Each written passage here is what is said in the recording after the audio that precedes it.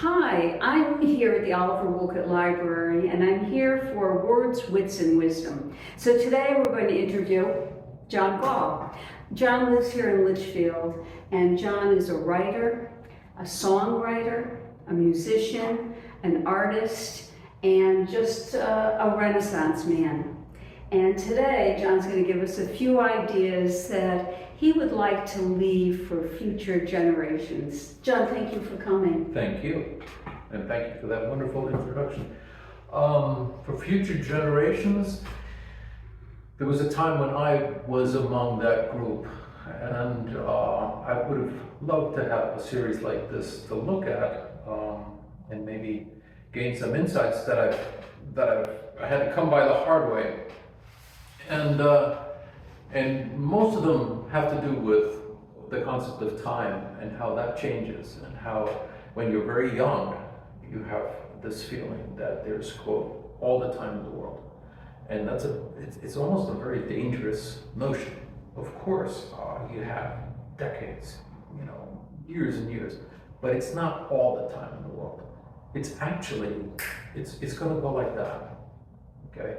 So if there's something that you want to do, something you dream of doing, something that you're really passionate about, beware of looking into the future and thinking, well, I have unlimited time. You can't hit pause, you can't hit rewind, and if time even goes slowly sometimes, when you're waiting, where you're not feeling well, and the hours just hang heavy, keep in mind that it's always moving, it's always moving. When you sleep, when you're awake, no matter what you're doing. So don't waste it, be aware of it, and don't think you have more of it than you actually have. True.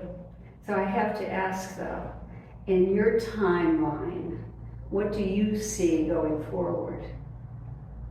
Well, I will not deny that there comes a point at which mortality plays an increasing issue.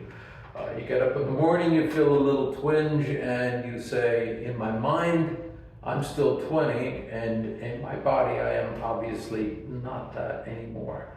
And, you go to the doctor, and the doctor gives you that knitted brow, and he makes you go through another couple of tests. So you do want to think about that. And the irony there again is coming back to that idea of time. At this stage of my life, I wish I had more of it.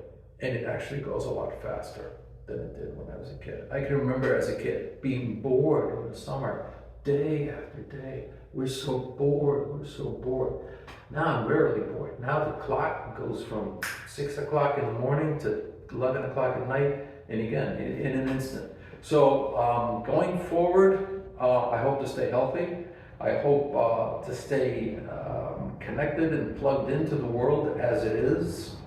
Not the world in the little rectangular screens, but the world I'm actually in every day.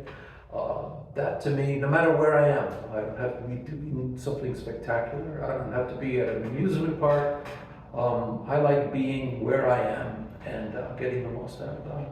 Talking about the little screens, can we go into that a little more, and what advice you want to give to young people about that? Well, I don't want to preach. The screen is a terrific thing. If your parents or your grandparents are 1,000 miles away and you want to instantaneously have a conversation with them and actually look at them, you can do that.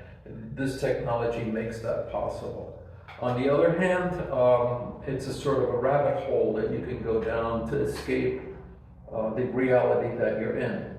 Maybe the reality is so unpleasant that this is what you need, but then it becomes a kind of an addiction where you're escaping all the time. And again, with time, before you know it, a couple of hours have gone by, a couple of days have gone by, and the life that you're really in has passed you by while you're looking at an inauthentic, or let's say made up life. So you got to be careful. I think it's true of any technology. It's true of a blender in the kitchen. You don't want to open the lid and stick your hand in there. And this technology may not have whirring blades, but in many ways it can be just as damaging. Are you at all nervous about AI, artificial intelligence?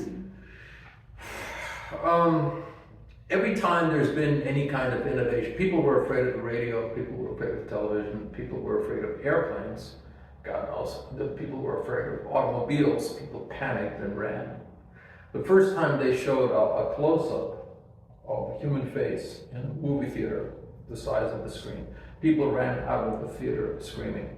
So they were as afraid of that image then as we may possibly very soon be of AI.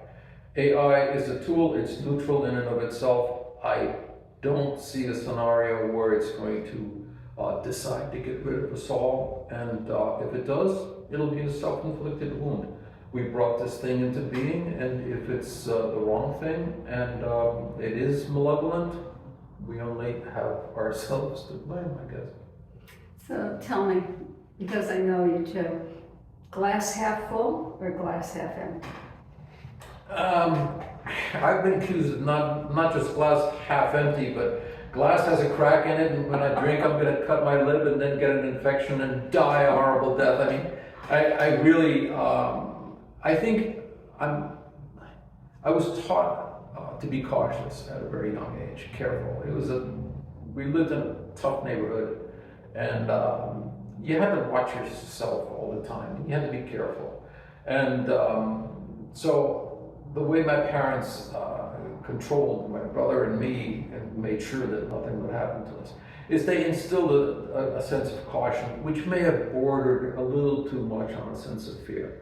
So I tend to be a little bit pessimistic at times, and I rationalize that by saying, well, it's a protective mechanism, and it's gotten me to, the age of 172, which is what I am. But a little caution in a world of 8 billion people doesn't hurt.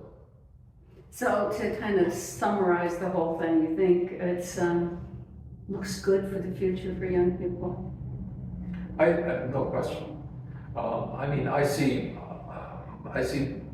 young people.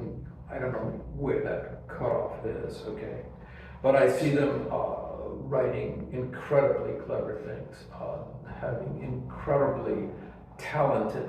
I see people playing guitar at the age of 11 and 12, a level that I couldn't reach after playing for 40 or 50 years. I see them writing original poems. I see them coming up with thoughts that are as deep as anything that Marcus Aurelius would come up with, and putting those in regular middle school essays. So in that regard, I'm not worried. So bring on those young people. Absolutely, yeah. This was great. I wish we could talk for hours, but thank you for being here. The owl thanks you, and I thank you. My pleasure. Thank you.